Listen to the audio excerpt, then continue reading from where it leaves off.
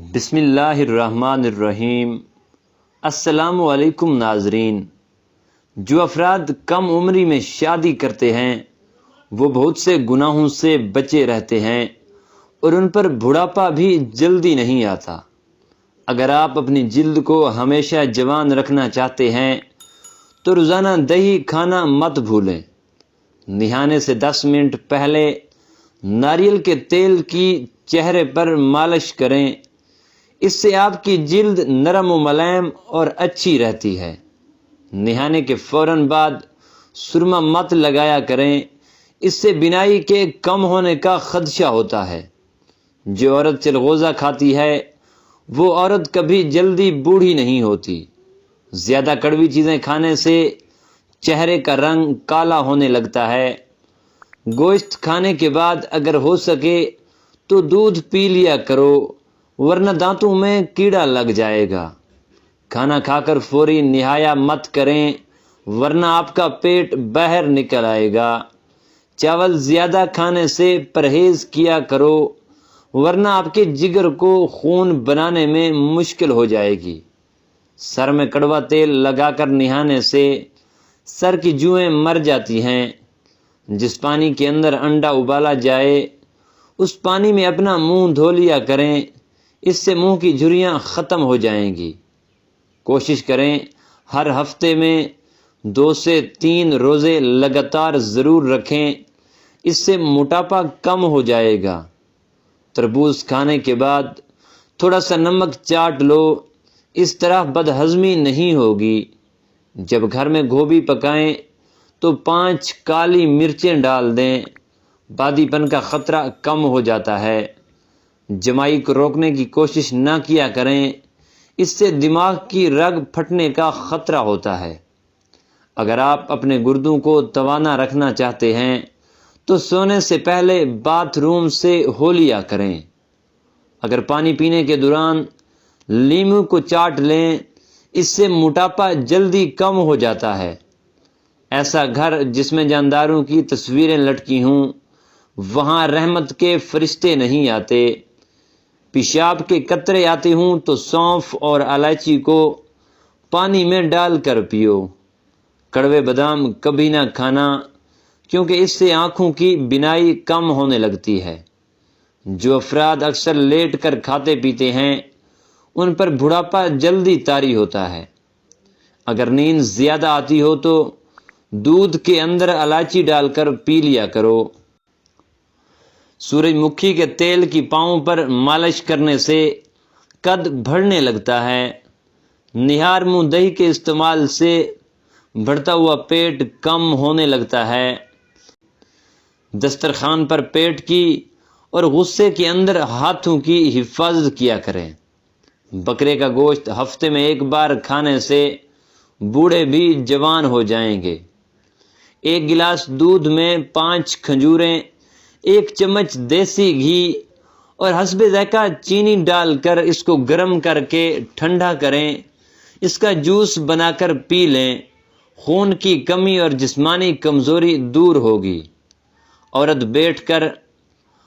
بیٹھ کر جھاڑو لگائے، اس کے گھٹنوں میں کبھی درد نہیں ہوگا۔ لمبی زندگی چاہتے ہو تو رات کو اسبغول کا چھلکا دودھ میں ڈال کر پی لیا کرو۔ جو خالی پیٹ ادرک کا رس پیتا ہو وہ بوڑھا بھی ہو پھر بھی جوان نظر آتا ہے۔ سر میں شدید درد ہونے لگے تو فوراً تھوڑا سا زیرہ منہ میں ڈال لو، درد فوراً ختم ہو جائے گا۔ جب آپ کو ذہنی دباؤ ہو تو اس وقت اللہ کو یاد کیا کریں، کیونکہ اس سے بہتر اس کا کوئی علاج نہیں۔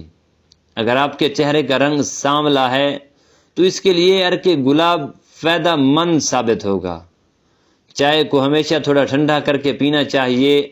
زیادہ گرم چائے پینے والے انسان کو کینسر ہو سکتا ہے۔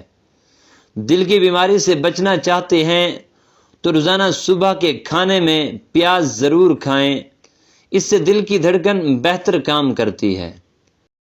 ماہرین کا کہنا ہے کہ سو کے اٹھنے کے فوری بعد ورزش کرنے سے گردن کا درد اور شدید کمر درد ہونے کا خدشہ ہوتا ہے۔